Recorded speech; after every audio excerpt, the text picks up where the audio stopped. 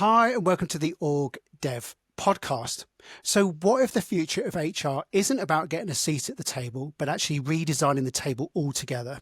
In a world shaped by paradox, uncertainty, and stakeholder pressure, the next generation of HR leaders must be architects of value, not just participants in strategy. And it's not about HR for HR's sake, it's about creating human capability that drives stakeholder value for employees, customers, communities, investors, and boards. And that means rethinking everything from the outside in. Today, we're joined from the US by the father of modern HR, Dave Ulrich, and the father of HRD in India, TV Rao. We're absolutely honoured to be joined by two architects of the Global HR Leadership Experience, a new 100-day development programme aimed at preparing the next generation of HR leaders who can deliver for multiple stakeholders in a global context. Dave Ulrich and TV Rao are two of the most influential voices in the evolution of HR, and now they've come together with some of the very best in HR to shape its future. Dave Ulrich needs little introduction. He has shaped the field through decades of pioneering research, practice and writing. He's the Rensis Leichhardt Professor at the University of Michigan and a partner of the RBL Group. He's authored over 30 books and 200 articles, and he's delivered workshops in 90 countries and advised over half of the Fortune 200 companies. His frameworks have become staples in both academic and practitioner circles. And even in that illustrious career, Dave continues to ask provocative questions about how HR and leadership create value for stakeholders, not just shareholders. Professor TV Rao is widely regarded as a pioneering force in shaping the field of human resource development globally. He co-founded the National HRD Network and was instrumental in establishing the first HRD department in India in 1975. Professor Rao served as a professor for over 20 years and later chaired the Rao Group of Institutions and GHRLE, his HRD-focused consulting firm. He's played a critical role in building HRD as a discipline rooted in Indian organisations and contexts, and he's authored 60 books and research papers, which is incredible. He advises governments, public sector and private sector organisations and educational institutions in India and globally. His lifelong mission remains strengthening institutions and individuals through values-based development, leadership and learning. And Danny and I are absolutely honoured to have you join us today, gentlemen, so thank you.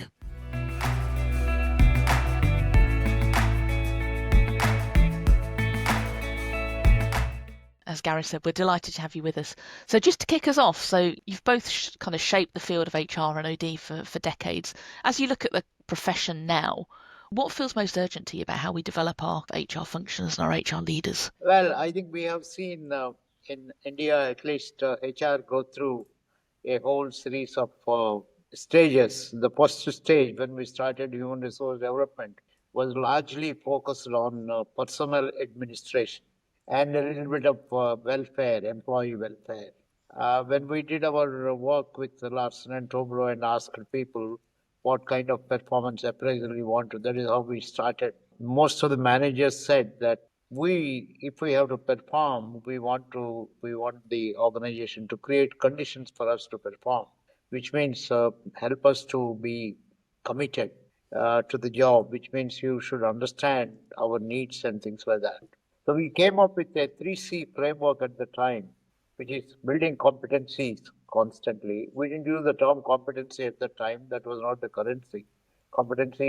Currency came much later. We used the term attributes, building attributes, qualities required to perform the job, and also culture, create culture in the organization, which we call as enabling culture. So commitment, competence, and culture building. I think this is how we thought that the personnel department is not equipped to do this because personnel was largely administration. Administration meant rules and regulations, telling people what to do, what not to do. So we said we need to create a new department, and that is when we created a human resource development function with about 6 subsystems at the time. And soon we found that there's quite a bit of, that was the years when in US, training and development was getting the new term called human resource development. And many who went to US came back to India and converted their training department into HRD. And we thought that was a dilution of the entire HRD concept which we had. And that is how we formed the National HRD Network to promote HRD as a philosophy. Post-liberalization, India was, I think, the first 20 years, 1975 to 92, 93, was in a different world altogether, very closed kind of a country. 92, 93, when we liberalized and then we let multinationals come in, the standards changed. Quality became very important. That's a Japanese influence, and productivity, business, profits, and there was a huge employee retrenchment. And then IT, some of the IT companies came into picture. So the focus shifted to quality and productivity, KRAs, KPAs, and things like that. Post 2010, I think we got into employee engagement, employee experience, and things like that. Post pandemic, I think it moved to now ensuring that the people have a quality of life to live. Therefore, in a country like India, and that's true, I suppose, in most of the world, families are important, relationships are important, security is important, mental health is important, and so on. And now we are in a phase in the last 2 to 3 years, AI is shaking the world. And I think India is known to be quick, at least in talking about adopting it. So we are in a technology world where everyone is questioning, and a lot of employee turnover, a lot of employee turmoil, a lot of VUCA uncertainty that are happening.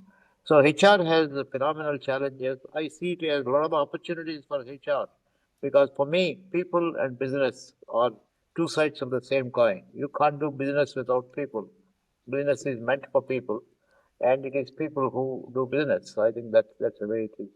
So that's where we are, and that's where the program that which Dave and the team are offering, in which I happen to be a small partner in this GHRLE, is something which prepares people, leaders for the future, to be future HR leaders, laying solid foundations, being sensitive to the communities, contexts that are changing. I think what Dave calls as inflection points. I'm just going to suggest that the future builds on that, and in two ways, three ways. Number one, as Dr. T.V. Rao said, this is an inflection point. And the inflection point, you said it, Garen, very nicely, is HR is not about HR. It's about winning in the marketplace. Because if we don't succeed in the marketplace, there's going to be no workplace. And so we're seeing an evolution that's a pretty dramatic one, that when I in HR go into a meeting, I don't start by talking about my HR program, hybrid work, leadership, culture, compensation. I start by talking about, what do our customers need? What do our investors need? And as TV said so well, what do our quality of life with families? So for me, an inflection point is HR is not about HR. It's more about building success in the marketplace. And that's different. I think that affects OD. If I'm an OD person, I'm not here to facilitate a team just to get the team working better together. I'm doing it so that that team together will help the organization where I live be more successful in the market. What's going to really help HR leaders make that connection between human capability and kind of business value and stakeholder value and customer value? When you can answer that, you will never need to do a podcast again. I mean, it's one of the challenges. I mean, and I'll give myself as an example. Yeah. I go to by the way, I'm being personal here to make this real. I go to a doctor and they do all the checks, and then they close the door and say, I'm going to tell you something really unique. You need to lose weight. And I'm going, really? I know that. I think a lot of what we know, and TV, you did it so well. We know about commitment and culture. We know about quality. We know these things. And this is where we need the discipline to turn what we know into what we do. We're trying to do it. And some of it is training, some of it is mindset, some of it is behavior. But we hope we can help people, the next generation especially, build that value that they want to create. That doesn't mean I'm going to I always ask people what they had, and I need to be eating rice for dinner to be more like TV. I'd love to ask you, Danny, what does it take to make change happen? We know what to do, but we don't do it very well. Yeah, I think it's really interesting. I think part of it is making space to do it, Nice. kind of building that space into our diaries and our way of working so that we're not constantly kind of reacting and firefighting. There's something about us as a profession creating a space to go, actually, I'm going to take a step back. We're designing a 100-day training journey, 8 days in person, and people are saying, can you name that 8 days and do it in maybe 4, maybe 3, maybe 2, maybe do one podcast, and I'll listen to it while I'm driving to work, and then I'll change. No. I love that comment. Behavior change doesn't come quickly or easily. It takes space and time. Thank you. That's so well said. Because one of the questions I want to ask is like, where do sort of HR teams get their cues from? Because again, if you're in that reactive mode, you haven't necessarily studied in the strategy in the way it needs to. Sometimes it's not explicit what HR teams need to do within the strategy. You have to read between the lines, but there's also other places they need to look as well in terms of what needs to be done. So where do you sort of see modern HR leaders needing to look to get their cues about what they need to do? Is this an encouragement to pitch your podcast? They need to go to Orgdev and listen. I think we in HR need to take our cues from being really focused on the business. I'm going to go back and give a little very simple case. I'm trying to do a training program. I'm trying to do a compensation program. So I go into an executive team and I say, here's my training program, or here's my compensation program. That's the wrong signal. I think when you walk into that room as an HR or OD professional, your first observation is, here's what customers in our industry need from us. Here's why investors are investing in us. I was in one firm, their price earnings ratio was 20% below the industry average. There were 40 billion US company, 40 billion picket. That's $8 billion. I said that to the HR person. He said, why are you talking about this? I'm talking about it because if your work in training and compensation and culture and development doesn't affect that price earnings ratio, then you're not going to be relevant. I said it to the executive team, and the executive CEO looked at me and he said, you don't think I know that? If I can't fix that 20% gap in price earnings, the value of my stock versus competitors, I'm going to become a consultant. That's a bad joke. And if you can't help me fix that, then I'm not going to be able to help. And I think if that's the mindset, it is so critical. I'll give one quick example. Retail store, big retail store, it could be anywhere. It could be in the UK, it happened to be in the US. New head of HR. She did some research, and we need data. Where does this come from? We need data. She found in stores that had an average employee engagement, the basket size was $40, pounds, euro, rupees. In stores with higher employee engagement, the basket size was 48. $100 billion firm. She said it's a 20% increase in basket size if I can increase employee engagement. Everybody said, oh, you're going to go ask for $500,000 to build a training program. She said, no, I want to create 20 billion. And when she walked in and said, I'm here to help us create 20 billion, everybody said, it's too much. She said, good, cut it in half, 10 billion. She didn't ask for 500,000. She asked for $1 billion. That's the new HR. Isn't that exciting? And she got it. She got it. To me, that's kind of redefining HR, not from inside what we do, but what's that going to create in terms of revenue and investors and customers and communities? It would be really fun to listen to your podcast over the last few months. What percent of time do these OD specialists talk about the customer, the investor, the community, and the value we're creating because of what we do? That's Danny and Garen. That's the mindset we want to begin to create for next generation HR. I guess like looking at the program that you're doing, the flow kind of represents that the stepping stones, doesn't it? Because you kind of sort of start with the environmental context, getting people to actually look up and look out, which is the beginning of it, and then the skills and all those particular components then slip into place, don't they? I get so excited. I'm sorry, TV, I'm speaking because I get so excited about this. One of the things we're going to do with the environment, we've got TV Rao's going to talk about India. Arthur Young's going to talk about China. Pet Chem's going to talk about Asia and the World Federation. We've got the leading thinkers in every part of the world. David Green's going to talk about Europe. We've got the leading players in every part of the world saying, what's going on in the world around us? We in HR need to be conversant about that. And I think that's the logic that we hope to bring. And once you start with that outside context is content is king, but context is the kingdom. That's a great quote from Bill Gates. That if we know the context, we can then begin to build what we do inside to respond. So we are so committed to building the next generation. And as are you. You said it in your introduction. How do you build the next generation HR leaders who will know the context and then build the right content to respond to that context? Hi, we're just pausing this interview for a moment. Have you ever finished an episode of the Orgdev podcast and wish you had a cheat sheet that summarizes all of the key points? Us too, so we made one. It's called From Pod to Practice, and each week in our newsletter we'll share a 2-page summary of the latest Orgdev episode, and it includes key takeaways, a reflection prompt, and one small action you can try. And it's all in a digital format with space at the end to add your own notes and reflections, and it's designed to help you take the learning from the podcast into your day-to-day work. So to get your copy, just sign up to our Next Step to Better newsletter. The link's in the show notes, or you can visit our website at www.distinction.live to get the latest from pod to practice in your inbox. And let us know what you think. We'd love to get your feedback.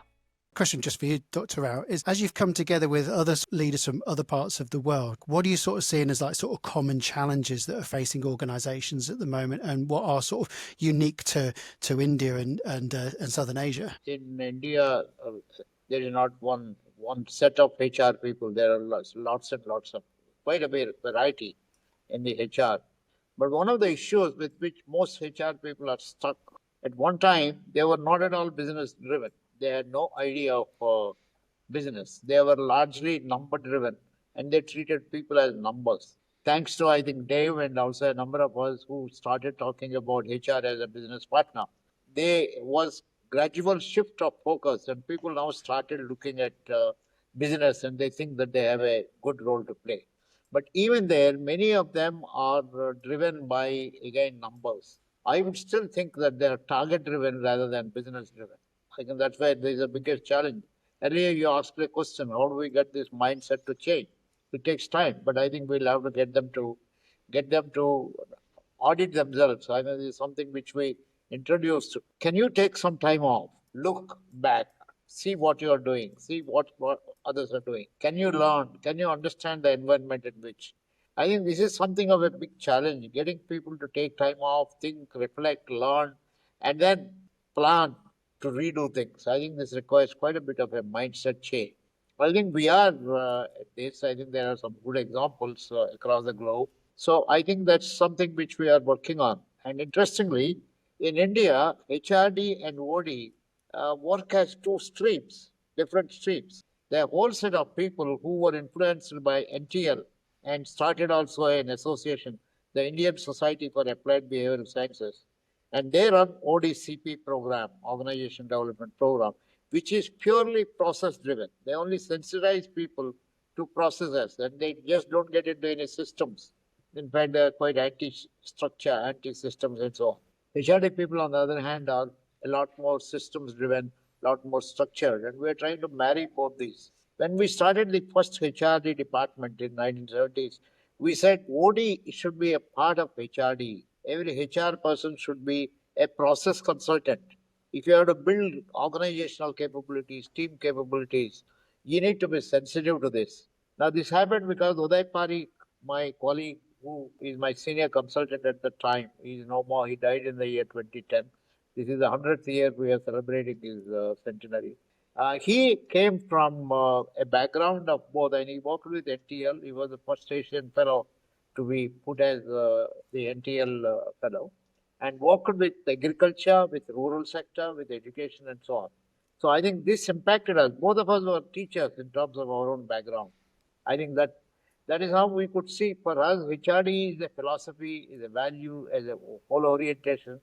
And OD is that one of the tasks that you can do as a HR person to constantly build in-house capability, to get people to review themselves, diagnose themselves, and so on. That is still taking time. I don't think we are anywhere. I see this GHRLE as a great OD intervention, if you really look at it, because we are now going beyond organization. We are also saying that, look, as a HR leader, you have also a responsibility to the community, to the customers, to all stakeholders. That's the most important part of it we are trying to. It takes time, but I think somewhere you have to begin. And reflection, taking time off, I think that way this 100-day engagement, even a weeks together, sharing views, ideas, we think could go a long way in building preparedness for this. One of the things on the agenda for the program you talk about, and we're contractually obliged to talk about this, is AI. And you talk about accessing and using AI for business to leverage HR's impact. It's such a hot topic, and it is having such a big impact at the moment as well. What is it that you're looking to sort of equip HR leaders with as we sort of enter this new era of AI usage? We could spend many podcasts on this, but I'm gonna give you I love simplicity. My PhD is in taxonomy, which is the science of simple. So I take a step back. What is AI all about? It's very simple. It's about information that improves decisions. That's it. AI accesses information. So we go on AI, we get it. 2 years ago, our daughter, who's a professor, called me and she said, Dad, my job's over. She teaches sociology. And I said, why is that? I said, students will never write a paper again. All they're going to do is go on ChatGPT or some other instrument and they're going to send in a paper. My job's completely over. And I said, that can't be true. So I quickly got on ChatGPT or the latest version and I said, what's the future of HR in 300 words? Boom. I called her back and I said, Monica, sweetheart, my job's over too. Because that was a pretty good answer. And then I looked at it. AI is an incredible enabler of information. And now it's agentic AI. You have algorithms which become robots. But I looked at it again and I thought, wow, that's a paragraph from TV Rao. That's Linda Grattan. That's Peter Capelli. It's not the future. AI does a brilliant job doing research and summarizing what's been done. It cannot yet create the future. And so I think AI needs that human creativity to build the future. A second thing in AI that is, again, AI is so helpful. You can't deny it accesses information in an incredible way. The first one is we need the human touch to generate the future. Second, I've been using a formula lately, and I've not published it. I will this week, I think. AI times AI. AI is artificial intelligence, the algorithms, times authentic intimacy. Authentic intimacy. I think there is still something to be said to look and to see that somebody I've just gotten to know loves Legos. Well, AI wouldn't have that. It's a form of intimacy to know something about her values. It's a form of intimacy to look at somebody. I know right now with next gen, some people are getting therapy through AI. To be honest, that scares me. It scares me because I think there is a need for the artificial intelligence times the employee empathy, the authentic intimacy that comes from relationships. So those are my two.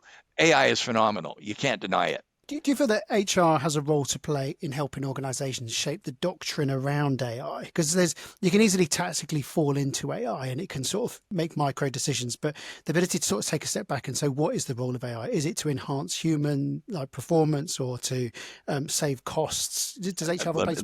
I'll add one more. I mean, AI right now, if you look at revenue and divided by cost, top line revenue divided by cost, AI is almost all focused on cost. We'll take out people, we'll be more efficient, we'll drive efficiency as we access information. I think HR has to shape the agenda to, yes, focus on cost, but also focused on revenue. How do you get information about customers and investors and build market value through that information? So I'm a realist about AI. There's also a lot of fake. I've been scammed on LinkedIn where people were using AI posts to critique me, and when I went back and said, "Why did you critique me?" They said it wasn't me, it was a robot. And so I've seen the risk, and I think we need HR to manage some of that silly risk as well. You probably have opinions. You've interviewed AI experts. I worry a little bit about the hype. Let's get back to the reality. What can it actually do? So yeah, I think I've heard you sort of say that it's both underhyped and overhyped. Yeah, my take on AI is that it's a great tool, but I don't think we have prepared ourselves to use it properly in human resource HR management at all. Now, what do I mean by this? I think it's a great tool to understand people. In medical science, I think we have developed a hell of a lot, and it's a great diagnostic tool because you have, I think, basics are clear. But in HR, we still are struggling with Maslow's need hierarchy, and we have not gone beyond that to understand what is it in the changed context people need, what are the needs of people, what are the aspirations of people, and things like that. If we only have basic data collected, I think it will be in a totally, it will create a totally different way of handling HR. What I mean by that is today, if you are doing anything like a competence, we're still using the past language and past experiences. We have not gone to people. We've not even recorded what people are capable of doing. Now we are seeing young children, I think 3 years old, 5 years old, are pretty good in even creating games. I think that's a phenomenal competency that we are observing. Now HR is just not prepared to do that. We're still working with the traditional mindset. So in my view, HR as a technology tool, if it has to be used, we have to start all over again and start asking basic questions to understand human nature. If you don't understand human nature and you don't create, I think Dave said a very important thing, it's nothing but it's information. And where are you getting this information? We are using the current models of information to work for the future. That is not adequate at all. I think entire performance management will take a different turn if you start relooking at this. Recruitment will take a different turn. Like, for example, if you have to recruit somebody, you look at how technology is savvy, how interested is this person in learning about technology. Just that much. But more importantly, how this person cares about other human beings, about the other human beings all around, which is very, very important. Empathy, emotions, feelings, mental health. I think these are the things which seem to be creating. Today, employee preferences are totally different. We're still struggling with employee experience defined in the olden days. Are you happy with the furniture you have? Are you happy with the leader? I think we're not going beyond in terms of what is it that you want to do in life. People have totally different aspirations. I was just watching a movie in local language where the 12th grade student says that he wants to be a designer of shoes. And the father is scolding him and saying, "You, all your life, I wanted you to be a technologist, go for engineering. You want to repair shoes?" He says, "No, I'm not repairing shoes. I want to design. Designing shoes totally will it's a $1 billion market across the world." Parents don't understand that. See, I think it's a basic kind of a question that we are in a different world. We need to understand the technology. We need to understand the human being and so on. So AI, as Dave mentioned, is a great tool, but I think we have to learn to use it and use it very cautiously. And it's, I think, for human welfare. That is the most important thing. Purpose of AI should be for human welfare. But what's happening today is it is resulting in job losses. Very unfortunate. I think people are not using it carefully, ethically, and intellectually. They are not future driven at all. They are very much target driven. Can I get my profit for tomorrow? It doesn't. What happens tomorrow? No. Day after tomorrow, I don't care about it. Sell my company and then make some passbook and move out. I think they're all issues that need to be looked at. So it will disrupt quite a bit in the society, but I think at least some of us, particularly HR people, have to be value driven, promote integrity, and ethical use of AI becomes very, very important. And that takes courage, doesn't it, as an HR professional to speak up and challenge that when it's all about, let's use AI to cut costs and reduce headcount, and we kind of we need to encourage our profession to be brave and step forward and be courageous. I'm just thinking, as we're talking about getting the HR profession to kind of be more commercial and think about value creation and think about AI, it feels like the role and the remit is getting kind of heavier, and there's more expectations and more complexity, and how do we enable the function and the profession really to lean into those things? Is that kind of the genesis of the new program that you've been pulling together? Was that trying to answer that? Absolutely. I mean, inflection point number one, HR is not about HR. It's about creating value for stakeholders. That's an inflection point. Number two, HR is not just about talent. It's about what we call human capability. That's people, my fingers, organization. That's where, when you said you're from OD, it softened my heart. I began my career in OD. In fact, I'll tell a quick story. When I was doing my PhD, you had to do an exam before you could do dissertation. And you had, I think, 48 hours to write an essay. I still remember the essay. I think I have it somewhere. I should have looked it up. When, why, and how will OD OD? When, why, and how will OD OD? And I thought it was a really creative 15-page essay. I turned it into my PhD committee. I went into the room and they said, "Dave, this is very clever. We're going to find out in 6 months if you can be serious," which meant that I'd failed my exam. But I still believe OD, you got talent and you got organization. All of our research says which is more critical, the people or the system, the individual or the team, the workforce or the workplace. And it's 3-to-1 organization. It's 3-to-1 in all of the research we found. An individual can win a championship or be a champion, but the team wins the championship. In sports, in movies, I love that OD focus. I love that OD focus. And that's the second inflection point. HR is not just about the people. It's about the team and how the people come together. And we're going to try to build that. We're going to try to make that happen. So will we be successful? I feel like Sisyphus. I'm old. I've been in this career while I keep trying to move that rock up a hill. I think we're getting closer because our focus is no longer on the rock. It's on what's on the other side of the hill. What's the value we're creating? What's the value we're creating? through talent, organization, and then the third dimension is leadership. Are we building leaders at all levels of the company? So, Danny, and then we built into a training program everything you'd expect. We have assessments, we have guidance, we have coaches, we have in person, off person. I mean, we're doing all of the things that you would assume go into an effective training program. But we hope that it'll work, and we're really excited. I see right now there's a big turnover in HR, senior HR leaders, and the CEOs who are picking their heads of HR are going outside the company.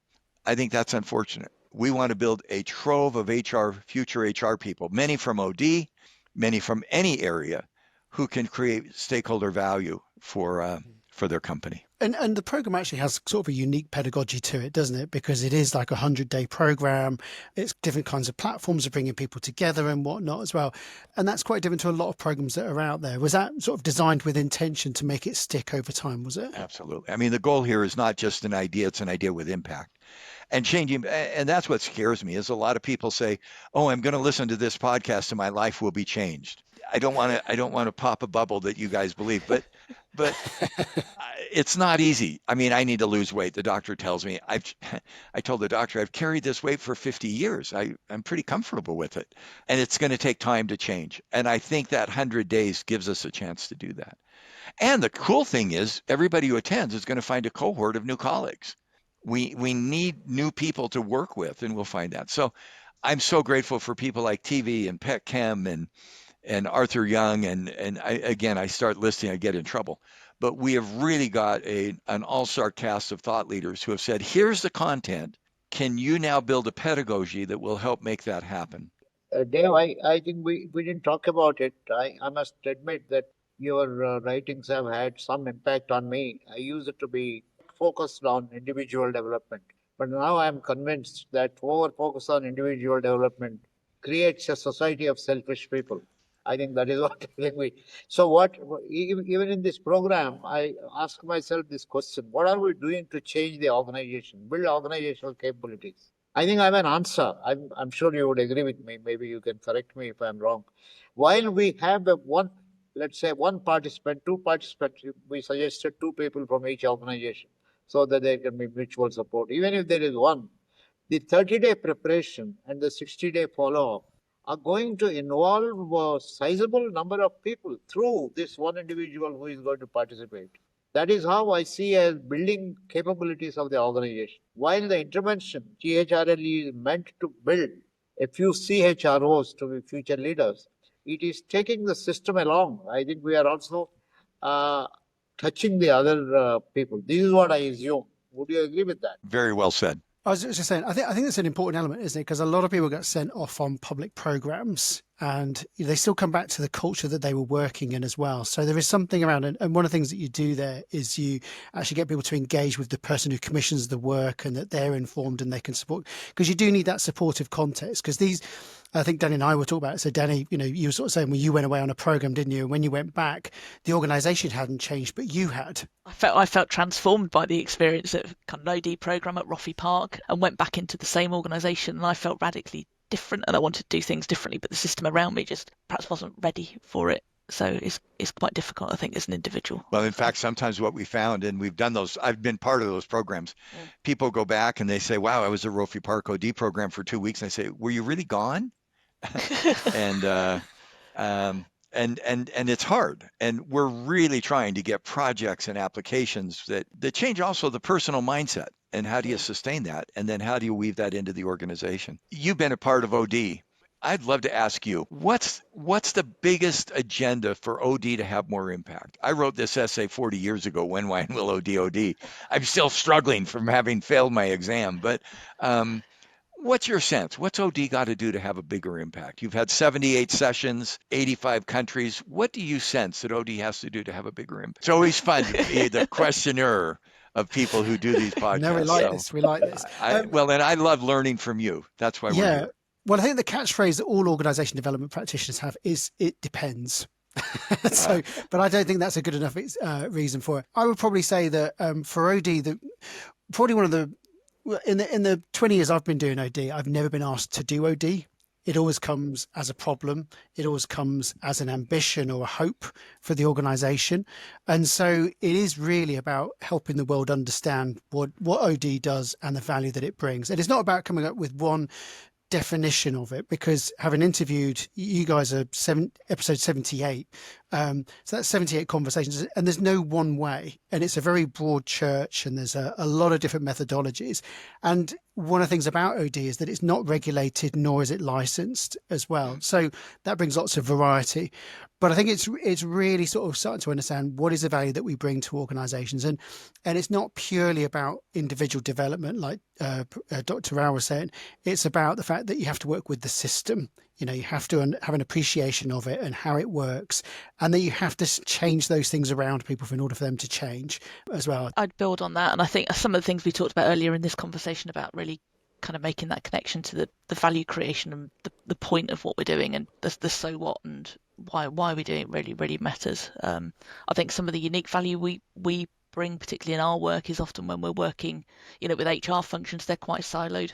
So the talent team doesn't talk to the business partner team, doesn't talk to the onboarding team. So there's something really important about making the case for the value of that integration across kind of sub-functions as well. I heard two things. Let me play back to make sure I learned. One is the so that question. I'm going to facilitate a team. I'm going to manage training. So that. And the so that forces a mindset outside yourself. The value of what we do is to create value in others. That's one. And the second is because of. So we look at, here's a problem, we'll fix it because of an integrated solution. And Danny said, we don't want to come with pieces. We don't want to come with parts. We want to build an integrated. That's where the team, my fist, the organization is more important than the individual. That you can have individuals who are really good. In football, the winner of the Golden Boot is on the team that wins the World Cup 20% of the time. 80% of the time, it's the teamwork that makes the World Cup happen. And the same is true in basketball. The same is true in football. In any team sport, the collective of the team. And that I really like, Danny, is coming together. And so that. Those are the two. That's what I heard you say. Well, I guess what have you both most enjoyed about being involved in the development of the program so far? I've enjoyed the people I'm working with. We often see people as names. When I went to Michigan, I saw the name C.K. Prahalad, he was ranked in the Thinkers 50 #1 for 10 years in a row. And he was probably ranked too low. What was really fun for me, started teaching in the program that he ran. And I was new faculty, and he came and he said, Dave, what's your point of view about leadership and culture and organization? I said, here's the research. And he said, what's your point of view? And I said, here's the research. And he walked away. And I could tell he was pretty annoyed. I did not have a point of view. About a year later, I said, CK, sit down. Here's my point of view. And he argued with me. And I argued with him. And he stood up and he put his arm around me. He said, you're now on the team.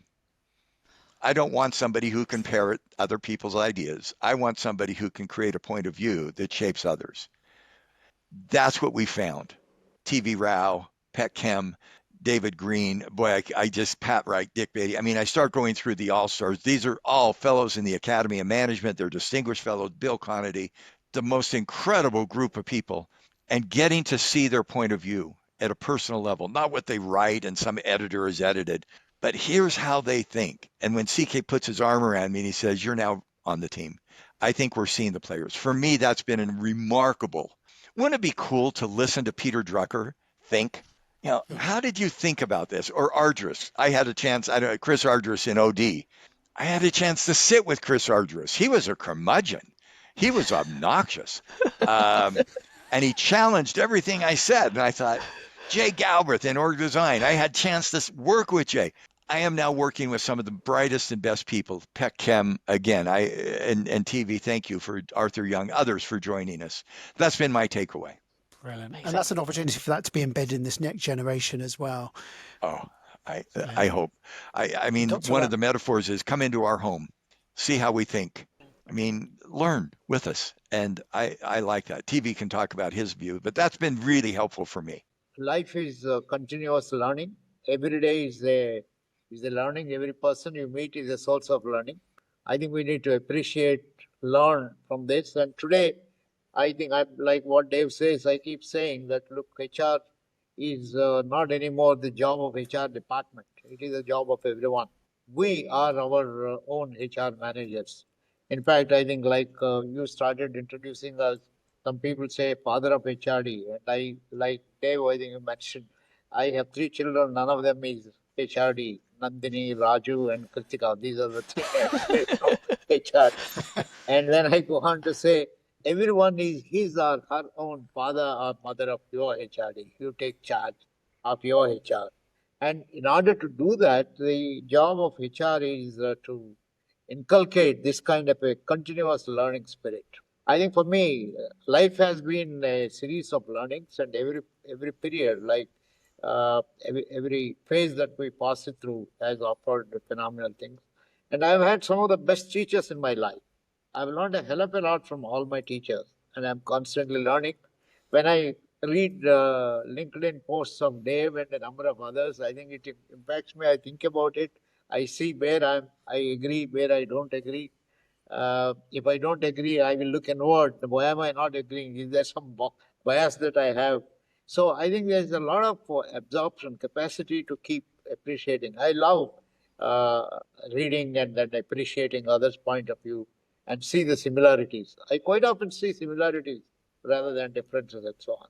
I think there is so much fun. I'm going to give an The example. same way, I'm going to give an example of the beauty of getting to know people. And I showed this before. TV Rao is the father in India. I have been called the father of HR. This is my family. We've been married 50 years. So this year, my children dressed up in the 70s. Notice the blue suits and all this stuff.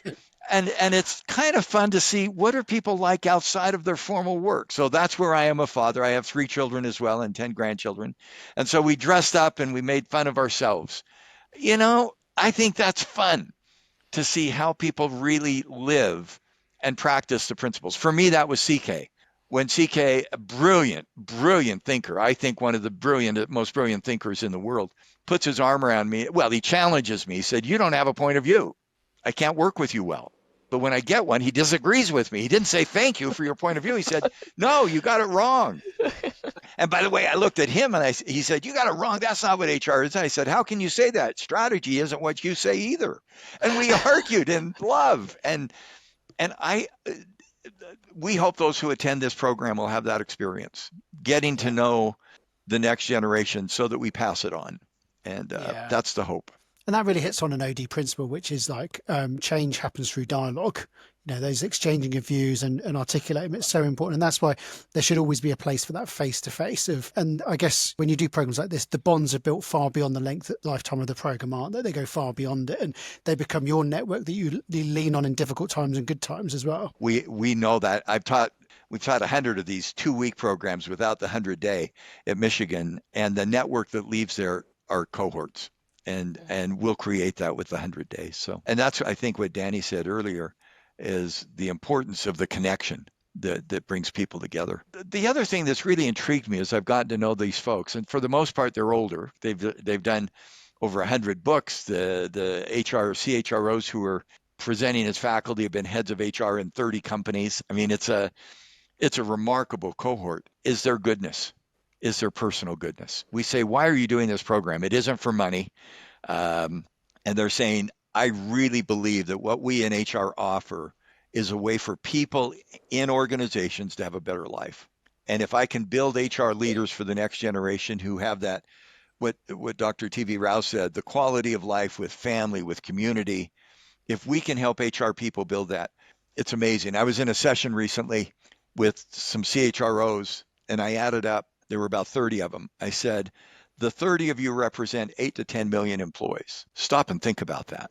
I mean, we had big companies. We had Walmart, we had McDonald's, but the 30 of you directly impact 8 to 10 million employees, plus families, every month. What a privilege. And it's also it's a stewardship. Actually, it would be so cool to go through your 78 podcasts and find out how many employees are represented by those who presented. The ideas of those 78 podcasts, they're probably at least 10 million, maybe 20 million people directly. Why do we still do this?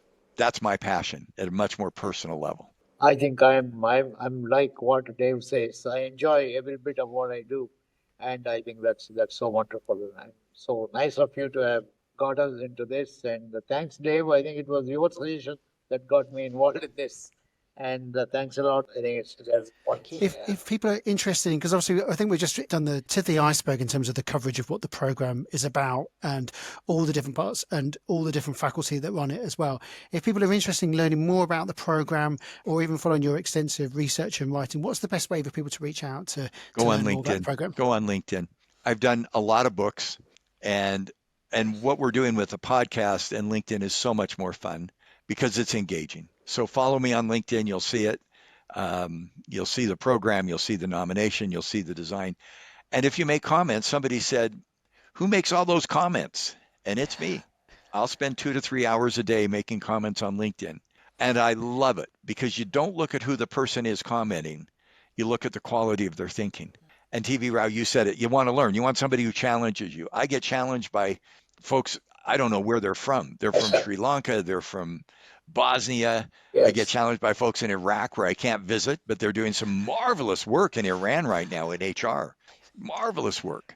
And I really love that engagement. I will have a link to the program in the show notes as well. So if you are interested and want to learn more about it, and there's lots to learn, then please do click on the show notes and learn more about it and have an opportunity to work with people like. So thank you so much for your time, gentlemen. It's been an absolute honour to have you on. Thank you for joining and giving up your evening for us, Dr. Rao, to be with us. And thank you for joining us for breakfast as well. Dave as well, joining us all the way from the US. It's lovely. I know our audience will get so much joy from it. And on behalf of the OD and the HR profession, a huge thank you to both of you for leaving such a brilliant legacy and continue to do such great work as well. So thank you. Thank you.